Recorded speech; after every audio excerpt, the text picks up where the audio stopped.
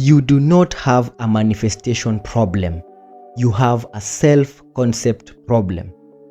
You are not stuck, you are not blocked, and you are not cursed. You simply manifest what you believe to be true about yourself. And if that clicked something in you, this video is exactly meant for you. So watch up until the end to learn how you can shift from your current self-concept to your desired self-concept, so that manifestation becomes something that happens naturally unto you. So with that, let's get into the video of the day. So before we can go about learning how to shift from the current self-concept to the desired self-concept, we must first realize or know the real problem.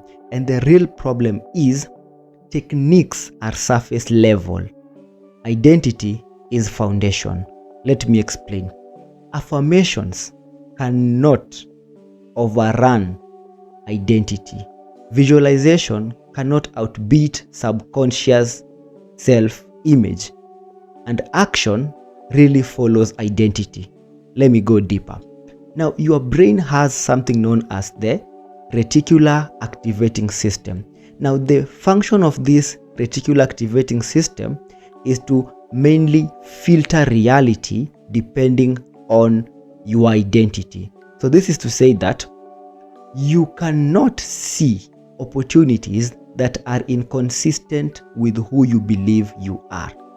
This means that this reticular activating system filters reality depending on how you believe you are.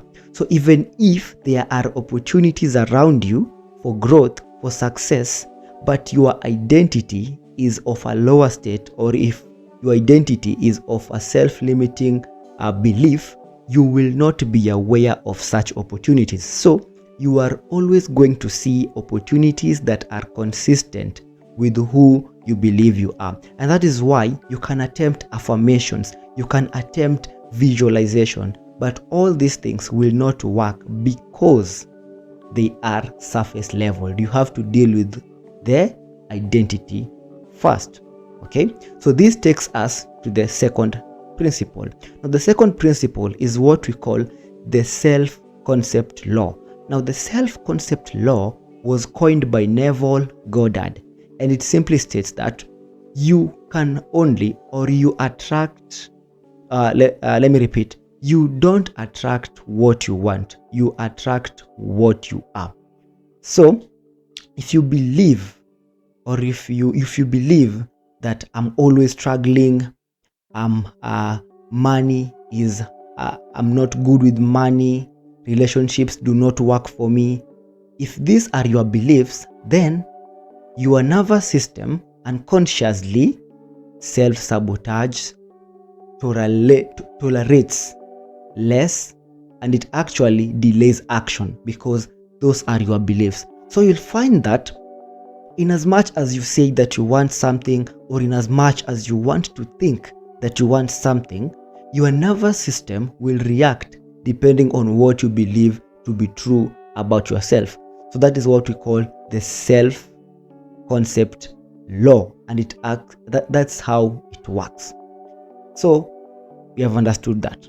Now, the second question now we need to understand. We know that techniques are surface leveled, but why does techniques do not work? Why do techniques do not work?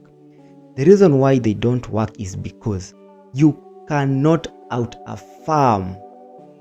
You cannot out-affirm a nervous system that believes it's unworthy. If wealth feels unsafe for you, you actually end up repelling it. If love feels unfamiliar, you end up sabotaging yourself. And the reason for this, quite simply, is the brain prefers familiarity over success, and the nervous system prefers predictable pain rather than unpredictable growth. Let that sink in. Your brain prefers familiarity over success. And why is that? Now, the brain prefers familiarity over success because in the past, how we evolved, going into unknown territories or going into unknown areas meant that we would face death, because at that time we had to walk in groups. We had to actually, because we had wild animals, we had diseases, we had predators out there. So going into unknown territories meant that we were going to die. So our brains evolved in the way that their main motive or their main function is to protect us from dying. And that means it protects us from venturing into unfamiliar territories. So that is why the brain prefers familiarity over success. And the nervous system is wired in the way that it prefers predictable pain, what you are used to. It does not want to move into the uncomfortable zones. It wants to stay in the comfortable zone where it knows best. It does not want the unknown reality, the unpredictability of life. That's why most of us find it hard to actually start new habits and keep them, because our brains are wired, or our identity is wired for predictable pain rather than what we call unpredictable growth. So we have understood why techniques do not work. We have understood the real problem, and we have understood the self-concept law.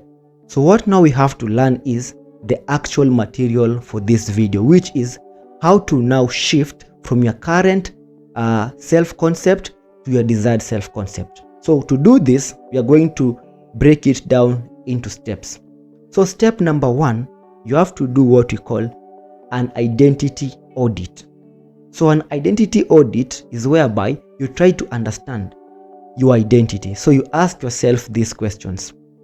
What do I believe to be true about relationships? What do I believe to be true about myself?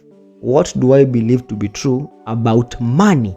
So you can table it down to multiple beliefs that you think are actually limiting you. So you ask yourself, what do you believe to be true about all these things?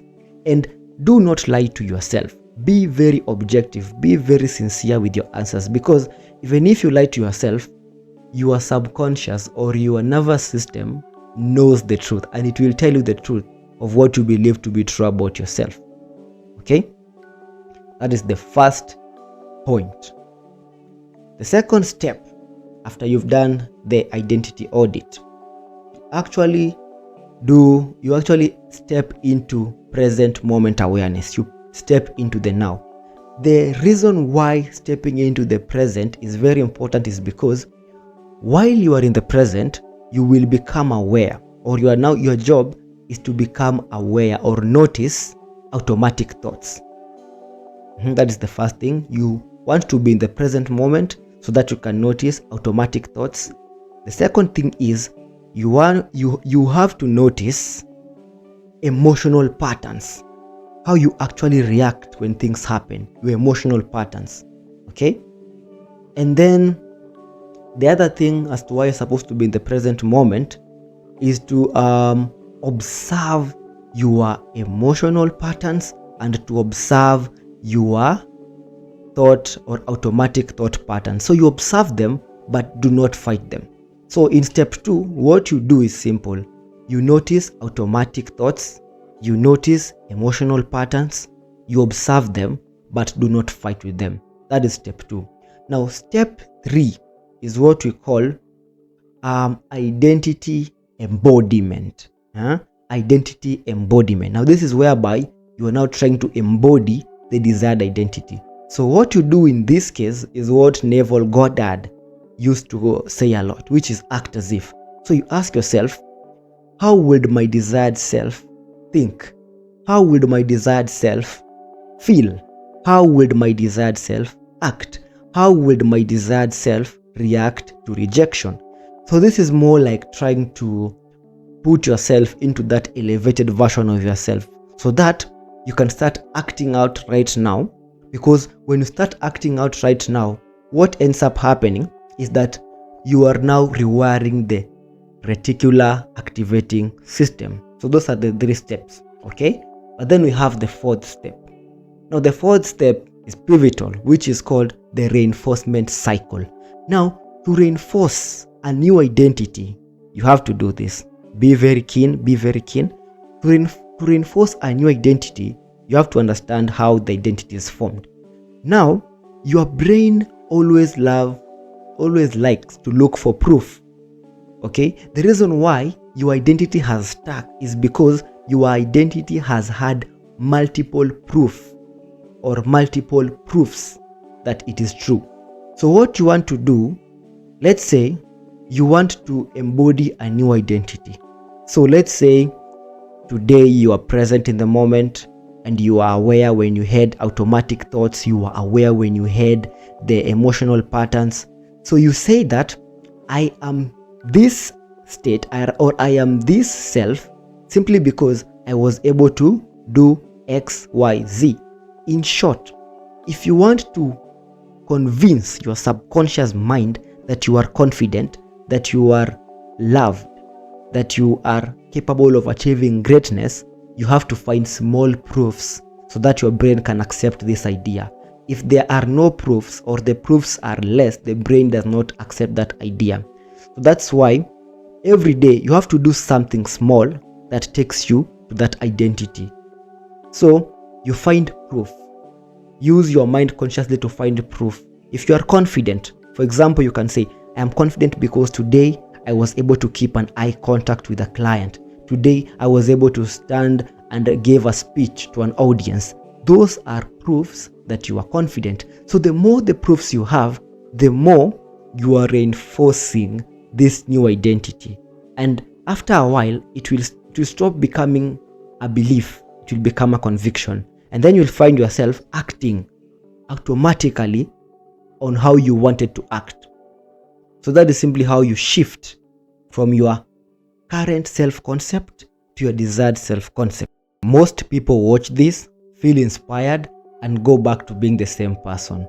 But if you are actually ready to shift at the root, not just learn more information, I work privately with a small number of people.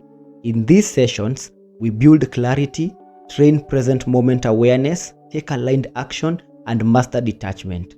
So, your external reality naturally begins to change. If that resonates, my email account is on the description box. Shoot me a text. Let's rebuild you properly.